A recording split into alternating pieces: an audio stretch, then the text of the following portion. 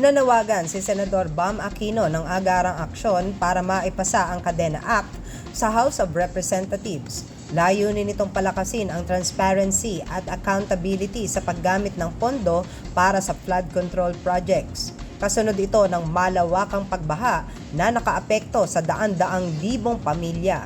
Nakita ho natin na daang-daang libong pamilya yung naperwisyo at meron na rin pong mga namatay. Hindi makakalimutan ng taong bayan ang issue ng flood control dahil kada taon nagkakaroon po ng pagbaha dito po sa ating bansa.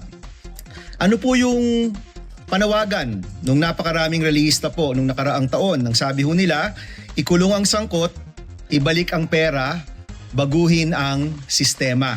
Ayon kay Aquino, mahalaga ang emergency relief. Ngunit kailangan din ang pangmatagalang reforma laban sa paulit-ulit na pagbaha.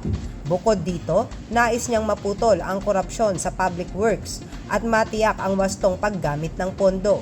Ang Kadena Act, dating tinawag na Blockchain Budget Bill, ay naipasa na sa Senado noong December 2025. Inaprubahan ito sa ikatlo at huling pagbasa matapos makakuha ng 17-0 na boto. Sa ilalim nito, maaaring masundan gamit ang blockchain technology ang bawat pisong ginagastos mula sa kaban ng bayan. Kapag naging batas, ilalantad nito ang government contracts, contractor details, project cost at presyo ng mga materyales. Certified urgent ni Pangulong Ferdinand Marcos Jr. ang panukala dahil sa potensyal nitong palakasin ang transparency.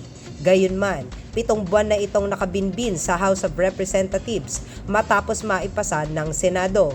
Kaya nababahala rin si Aquino matapos bumaba ang ranggo nito sa listahan ng mga prioridad na panukala. Mula top 3 priority measures, naging pang-41 umano ang Kadena Act sa updated na listahan ng NEDA. Dahil dito, kinwestiyon ni Aquino kung mananatiling prioridad ng Kongreso at Ehekutibo ang panukalang batas. Kung meron po mang tumitigil ng Kadena Act, Mr. President, siguro po yun yung mga tao na natatakot na may mailantad dito po sa ating national budget. Tiniyak naman ni Senador Win Gatchalian na nakipag-usap na ang Senado sa Speaker tungkol sa panukala. Sa huli, hinimok ni Aquino ang mga mambabatas na huwag nang hintayin ang susunod na matinding pagbaha dahil kailangan anyang kumilos ngayon upang palakasin ang transparency at accountability sa paggamit ng pondo ng bayan.